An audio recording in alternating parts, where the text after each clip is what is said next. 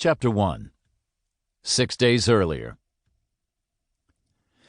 Peter's Oxfords stood outside the closet door. A freshly pressed shirt hung on the knob along with a navy suit.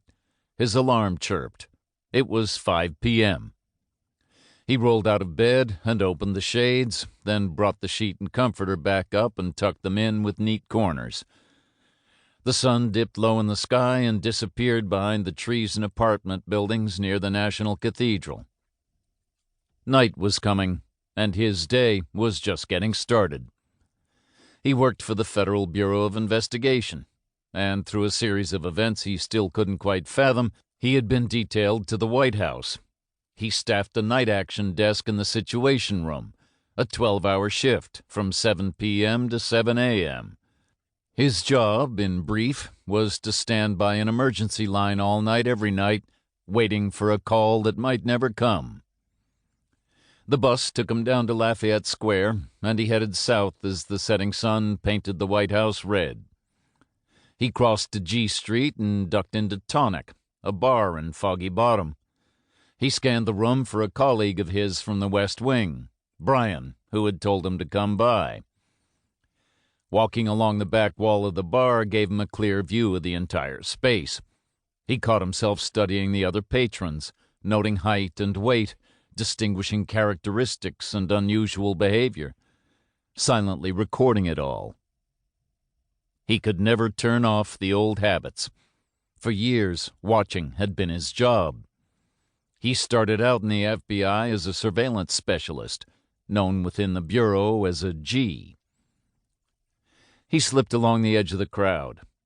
Peter stood out at 6'6" and a lean 220 pounds, but he liked to avoid attention and knew how to get around without drawing too much notice.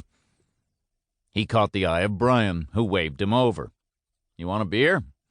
"Thanks," Peter said, "but I'm heading in. I wanted to stop by for a bit." "You're still on nights?" Peter pretended to sleep on his feet, then opened his eyes, startled. "Sorry, what?" Brian laughed, then took a sip. His suit was well cut, modish, too expensive for his salary. He was an easygoing Connecticut prep who worked days in the office of the National Security Advisor. They had played basketball together a handful of times. He had a habit of attaching the name of a person he had just met to the end of each sentence. "And where did you go to school, Peter?" That Peter took as a sign of an inveterate networker, filing names away in his mental Rolodex. Peter recognized the man next to Brian from a barbecue that summer. He worked in the director's office. "Hey, Theo," Peter said and shook his hand. "Go ahead," Brian said to Theo, who cast his eyes around the room warily.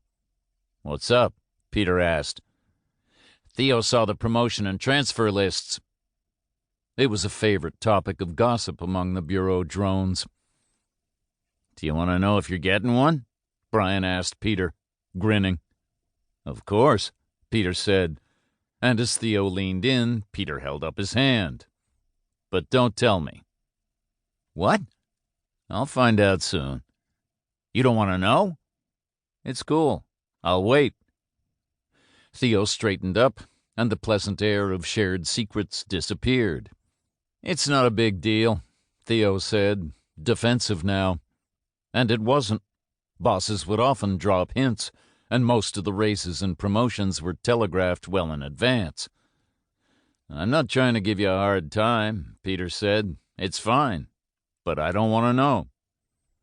"You're making me out like some kind of sneak? You?" Peter was careful about even the slightest hint of impropriety. People had been watching him, too, for much of his life, looking for the slightest breach. Maybe that's why surveillance and counter-surveillance came so naturally. He'd always hewed carefully to those rules, hoping they might let him escape the taint of his father's crimes, might save him from who he was. "No," Peter said calmly, "but leave me out of it." Theo let out a nasty laugh. "You play it so straight, but everybody knows." He looked away. "Knows what?" Peter asked.